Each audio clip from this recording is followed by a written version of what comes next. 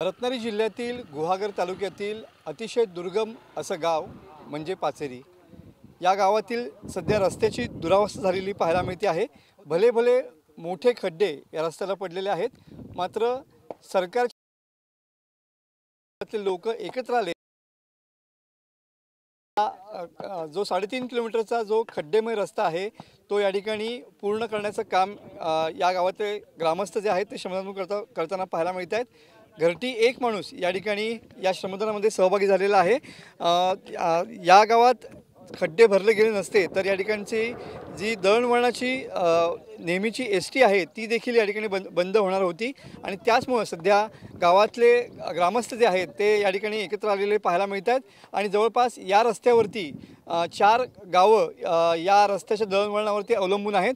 मात्र सध्या या रस्ता होण्याची वाट न बघता ग्रामस्थ या ठिकाणी श्रमदानामध्ये सहभागी झालेले पाहायला मिळत आहेत। आपल्यासोबत असेच काही ग्रामस्थ आहेत, आपल्याला विचारून घेऊया।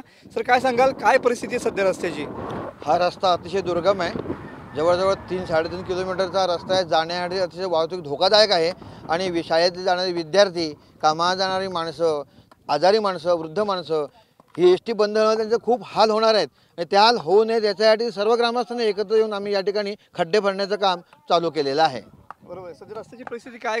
खड्डे खूप आहेत आणि खूप खड्डे आहेत। म्हणजे खड्ड्यात रस्ता की रस्त्यात खड्डे हे सांगता येणं महा कठीण आहे आणि खड्ड्याची लांबी रुंदी एवढी आहे, 7 ते 8 फूट लांब रुंद आणि खोलीला 1 ते 1.5 फूट एवढे उंचीचे रस्ते आहेत। म्हणजे एसटी चालत असताना झोपाळ्यात म्हणजे आकाश पाण्यात बसल्यासारखं वाटतं, असा भास होतो लोकांना, प्रवाशांना।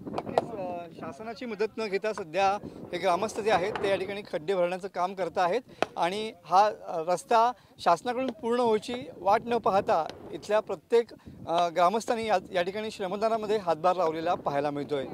कॅमेरामन समित गजनेसह मी मनोज लेले, TV9 मराठी, गुहागर, रत्नागिरी।